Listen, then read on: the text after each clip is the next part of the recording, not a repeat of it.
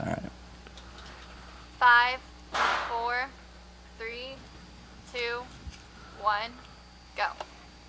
We are now joined here by a local man who made a big impact on one of the Hollywood films, one of the hottest films this year. Scott Sen, he's a Manhattan composer, and one of his musical pieces was actually featured in a scene in 50 Shades of Grey. So Scott, what exactly happened? How did that come together? I basically have a friend who's a Hollywood music editor, and she asked me to submit music, and so I just wrote something for her and ended up in the movie. That's pretty cool. So when it comes to making music like this, what kind of process does it take you, and how long does it usually take you? Well, you know, they always want everything yesterday, so when they call you, it's usually, you know, something they need right away.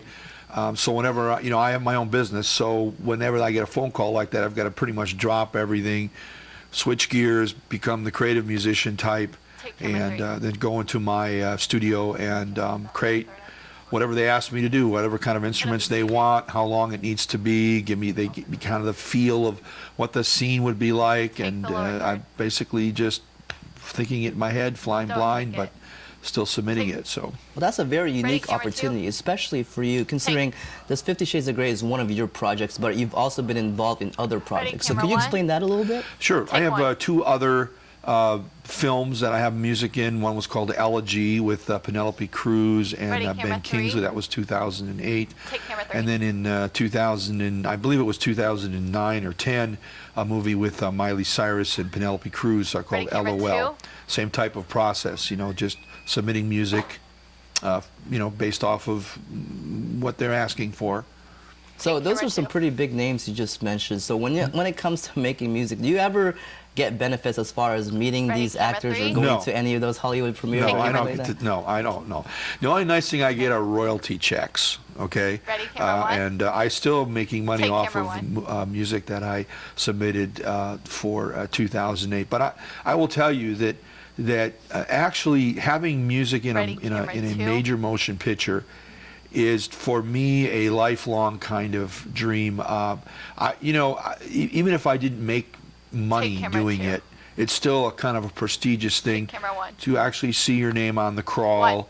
You know, at the end of a movie, the credits as they roll, and you see your name up there, and you're up there with, you know, like with 50 Shades. You know, it's like Beyonce, Frank Sinatra, you know, and then you got Scott Sen. You know, it's pretty cool. You know, I kind of like that. So. Oh, I bet. Do you ever show to your family and friends, like, hey? Whenever they were watching 50 Shades of Grey or any other movies, do you ever show them the credits and say, hey, that's me? Isn't that pretty cool? Well, yeah, they all know. They all know about it, and actually they get far more excited about it than I guess I do. But I think, you know, it's kind of a way of leaving a legacy of who you are.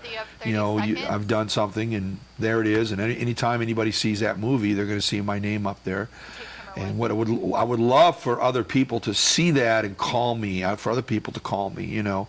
So it's a very competitive business. Well, that's pretty cool. Scott Sen saying, even though you live in Manhattan, Kansas, don't let your dreams not come true. Again, thank you again for joining us. Thank you. And that's it. That was so good, guys. Thank you so much. Yeah.